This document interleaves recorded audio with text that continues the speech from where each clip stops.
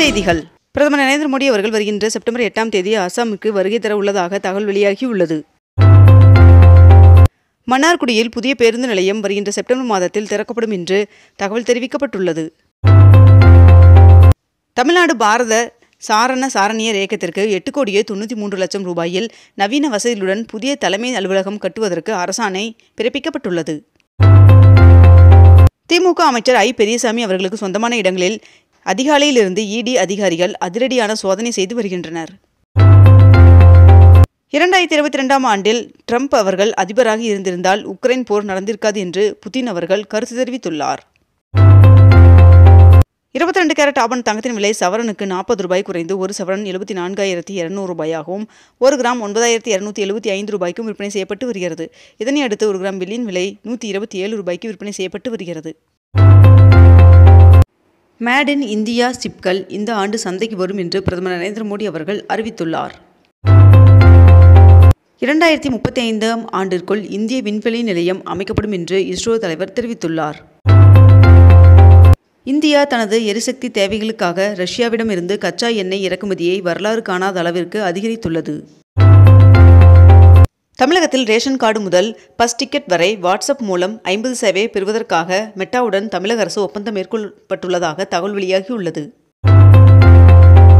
தமிழ்நாடு முழுவதும் இனி அரசு பள்ளிகளில் 40 மாணவர்களுக்கு ஒரு ஆசிரியர் இருக்க வேண்டும் என்று பள்ளிக் கல்வித்துறை முக்கிய அறிவிப்பை வெளியிட்டுள்ளது. செங்கோட்டையில் பிரதமர் நரேந்திர மோடி அவர்கள் 12வது முறையாக தேசிய கொடியை ஏற்றினார். மேலும் தீபாவளி பரிசாக GST வரியில் சீர்திருத்தம் செய்யப்படும் என்றும் அறிவித்துள்ளார். தமிழகத்தில் இன்று முதல் 6 நாட்களுக்கு ஒரு சில இடங்களில் மிதமான மழை பெய்ய வாய்ப்புள்ளதாக வானிலை மையம் தகவல் தெரிவித்துள்ளது. தமிழகத்தில் இன்று நலம் காக்கும் ஸ்டாலின் சிறப்பு மருத்துவ முகாம் நடைபெறாது என்று மக்கள் நல்வாழ்வுத்துறை அமைச்சர் மா. சுப்பிரமணியன் அவர்கள் தெரிவித்துள்ளார். சபரிமலை ஐயப்பன் சுவாமி கோவிலில் மாதாந்திர பூஜைக்காக இன்று நடை திறக்கப்பட உள்ளதாக தெரிவிக்கப்பட்டுள்ளது. தமிழ்நாட்டின் மலைப்பகுதிகளில் செயல்படுத்தப்படும் கட்டணமில்லா விடியல் பயண திட்டம் மாற்றுத்திறனாளிகளுக்கும் விரிவுபடுத்தப்படும் என்று முதலமைச்சர் மு. க. ஸ்டாலின் அவர்கள் அறிவித்துள்ளார். ராஜஸ்தானில் ப்ரீகேஜி, LKG, UKG வகுப்பு மாணவர்களுக்கு சமஸ்கிருத மொழி பாடத்தை கட்டாய பாடமாக அறிமுகப்படுத்த முடிவு செய்யப்பட்டுள்ளதாக தகவல் வெளியாகியுள்ளது. மதுரையில் வருகின்ற 21ஆம் தேதி நடைபெற உள்ள தாவேகா மாநில மாநாட்டிற்கான ஒருங்கிணைப்பு குழுக்கள் அறிவிக்கப்பட்டுள்ளது. 79வது சுதந்திர தினத்தை ஒட்டி பஞ்சாப் வாகா எல்லையில் பல்வேறு கலை நிகழ்ச்சிகள் நடைபெற்றது. சென்னை அண்ணா சாலையில் கட்டப்பட்டு வரும் மேம்பால பணிக்காக தேனாம்பேட்டையில் ஆகஸ்ட் 17ஆம் தேதி முதல் போக்குவரத்து மாற்றங்கள் செய்யப்படுவதாக போக்குவரத்து காவல்துறை அறிவித்துள்ளது. முதல்வர் கோப்பை விளையாட்டுப் போட்டிக்கு விழிப்புணர்வை ஏற்படுத்தும் வகையில் சென்னை முதல் தனுஷ்கோடி வரை இருசக்கர வாகன பேரணியை துணை முதல்வர் உதயநிதி ஸ்டாலின் அவர்கள் தொடங்கி வைத்தார். நடிகை கஸ்தூரி அவர்கள் பாஜகவில் இணைந்தார். அணு ஆயுத மிரட்டலை இனி பொறுத்துக்கொள்ள மாட்டோம் என்று சுதந்திர தின உரையில் பிரதமர் நரேந்திர மோடி அவர்கள் தெரிவித்துள்ளார். 79வது சுதந்திர தின விழாவில் தகைசால் தமிழர் விருது காதர் முஹிதீன் அவர்களுக்கு வழங்கி கௌரவிக்கப்பட்டுள்ளது. தூய்மை பணியாளர்களின் நலன் காக்கும் வகையில் பல்வேறு புதிய அறிவிப்புகளை வெளியிட்டமைக்காக முதலமைச்சர் மு. க. ஸ்டாலின் அவர்களை சந்தித்து தூய்மை பணியாளர்களின் சங்கத்தினர் நன்றி தெரிவித்தனர்.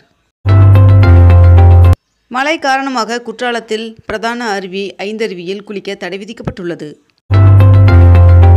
சுதந்திர நாளையொட்டி சென்னை தலைமை செயலகத்தில் அமைந்துள்ள கோட்டை குளத்தில் முதலமைச்சர் மு. க. ஸ்டாலின் அவர்கள் தேசிய கொடி ஏற்றி வைத்தார். தமிழகத்தில் 11 பேருக்கு முதலமைச்சரின் நல்லாளுமை விருதுகள் வழங்கப்பட்டன. 700 கோடி ரூபாய் முதலீட்டில் செங்கல்பட்டில் மின்கருவிகள் உற்பத்தி செய்வதற்கான ஆலை அமைப்பதற்கு ஒப்பந்தம் மேற்கொள்ளப்பட்டுள்ளது.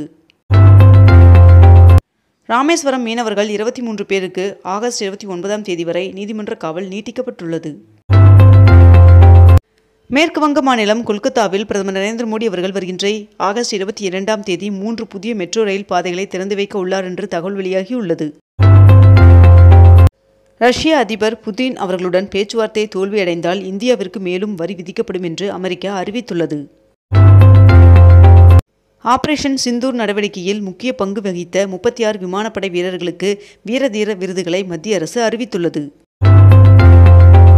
கடந்த 2021ஆம் ஆண்டிற்கு பிறகு இந்தியாவிலிருந்து முதன்முறையாக எண்ணெய் கப்பல் சீனாவிற்கு சென்றது. மக்களவை எதிர்க்கட்சித் தலைவர் ராகுல் காந்தி அவர்கள் பீகாரில் வருகின்ற ஆகஸ்ட் 17ஆம் தேதி முதல் வாக்காளர் உரிமை யாத்திரையை தொடங்குகிறார் என்று தகவல் வெளியாகியுள்ளது. இன்று முதல் சுங்கச்சாவடிகளில் கார்களுக்கு பாஸ் அறிமுகப்படுத்தப்படுவதாக போக்குவரத்துறை அமைச்சர் நிதின் கட்கரி அவர்கள் அறிவித்துள்ளார்.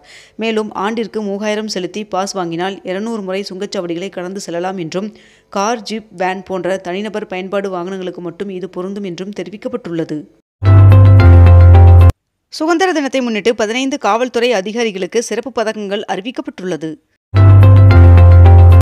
பீகாரில் நீக்கப்பட்ட 65 லட்சம் வாக்காளர் விவரங்களை இணையத்தில் வெளியிட வேண்டும் என்று தேர்தல் ஆணையத்திற்கு உச்சநீதிமன்றம் உத்தரவிட்டுள்ளது. திருத்தணி முருகன் சுவாமி கோவிலில் ஆடி கிருத்திகை விழா கோலாகலமாக தொடங்கியது. திருச்செந்தூர் சுப்பிரமணியம் சுவாமி கோவிலில் ஆவணி திருவிழா கொடியேற்றத்துடன் தொடங்கியது. தமிழக பாஜக முன்னாள் தலைவர் அண்ணாமலை அவர்கள் சென்னையிலிருந்து துபாய் புறப்பட்டு சென்றுள்ளார். தமிழகத்தில் 48,172 கோடி மதிப்பில் 45 சாலை திட்டங்கள் நிறைவேற்றப்பட்டு வருவதாக மத்திய சாலை போக்குவரத்து துறை அமைச்சர் நிதின் கட்கரி அவர்கள் தெரிவித்துள்ளார். ஆடி கிருத்திகையை முன்னிட்டு அரக்கோணம் திருத்தணி இடையே இன்று முதல் ஆகஸ்ட் 18ஆம் தேதி வரை 5 நாட்களுக்கு சிறப்பு ரயில்கள் இயக்கப்படும் என்று தெற்கு ரயில்வே அறிவித்துள்ளது. முதலமைச்சரின் காப்பீட்டுத் திட்டத்தில் மனநல சிகிச்சை பெறுவதற்கு 51 லட்சம் ரூபாய் ஒதுக்கீடு செய்து தமிழ்நாடு அரசு அரசாணை வெளியிட்டுள்ளது. பிரதமர் நரேந்திர மோடி அவர்கள் செப்டம்பர் மாதம் அமெரிக்க பயணம் மேற்கொள்ள உள்ளதாகவும், மேலும் இப்பயணத்தின் போது அதிபர் டொனால்ட் ட்ரம்ப் அவர்களை சந்திக்க உள்ளதாகவும் தகவல் வெளியாகியுள்ளது. தமிழ் சினிமாவில் 50 ஆண்டு கால பயணத்தை நிறைவு செய்த நடிகர் ரஜினிகாந்த் அவர்களுக்கு அதிமுக பொதுச் செயலாளர் எடப்பாடி பழனிசாமி அவர்கள் வாழ்த்து தெரிவித்துள்ளார். தமிழ்நாடு மத்திய பல்கலைக்கழகத்தின் 10வது பட்டமளிப்பு விழாவில் கலந்து கொள்வதற்காக வருகின்ற செப்டம்பர் 3ஆம் தேதி குடியரசுத் தலைவர் திரௌபதி முர்மு அவர்கள் திருவாரூர் வருகை தர உள்ளதாக தகவல் வெளியாகியுள்ளது. மத்திய மேற்கு வங்க கடல் மற்றும் அதை ஒட்டிய பகுதிகளில் குறைந்த காற்றழுத்த தாழ்வு பகுதி உருவாகியுள்ளது என்று இந்திய வானிலை ஆய்வு மையம் தகவல் தெரிவித்துள்ளது. ஆந்திரா, ஒடிசா, பஞ்சாப் மாநிலங்களில் மொத்தம் 4,594 கோடி ரூபாய் முதலீட்டை ஈர்க்கும் வகையில் 4 குறைமின் கடத்திகள் உற்பத்தி நிறுவனங்களை அமைக்கும் திட்டத்திற்கு மத்திய அரசு ஒப்புதல் வழங்கியுள்ளது. 2 தடங்களில் மெட்ரோ ரயில் நீட்டிப்பு திட்டத்திற்கு அறிக்கை தயாரிக்க தனியார் நிறுவனத்துடன் ஒப்பந்தம் மேற்கொள்ளப்பட்டுள்ளதாக தகவல் வெளியாகியுள்ளது. மாநிலம் முழுவதும் உள்ள டாஸ்மாக் கடைகளில் 12,000 பில்லிங் மிஷின் பொருத்தும் பணி நடைபெற்று வருவதாக அமைச்சர் முத்துசாமி அவர்கள் தெரிவித்துள்ளார். திருத்தணி முருகன் சுவாமி கோவிலில் கடந்த 11 நாட்களில் 96 லட்சம் ரூபாயும் 165 கிராம் தங்கமும் உண்டியல் காணிக்கையாக கிடைக்கப்பட்டுள்ளது. இத்துடன் இன்றைய தலைப்புச் செய்திகள் நிறைவடைகின்றன. மேலும் இதுபோன்ற அண்மை தகவல்களை உடனுக்குடன் தெரிந்து கொள்ள அக்னிபூ சேனலை சப்ஸ்கிரைப் செய்து கொண்டு தொடர்ந்து இணைந்திருங்கள். நன்றி, வணக்கம்.